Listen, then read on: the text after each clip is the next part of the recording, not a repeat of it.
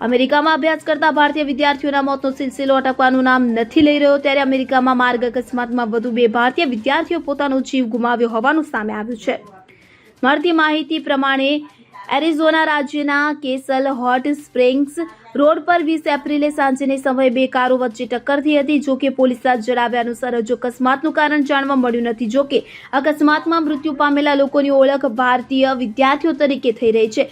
મરનાર વિદ્યાર્થીઓ પૈકી એકનું નામ નિવેશ મુક્કા અને બીજાનું નામ ગૌતમ પારસી છે. આ બંને વિદ્યાર્થીઓ તેલંગાણા રાજ્યના છે અને એરિઝોના સ્ટેટ યુનિવર્સિટીમાં કોમ્પ્યુટર સાયન્સનો અભ્યાસ કરતા હતા. તે પોતાના મિત્રો સાથે યુનિવર્સિટીથી ઘરે પરત ફરી રહ્યા હતા ત્યારે તેમને અકસ્માત નડ્યો હતો.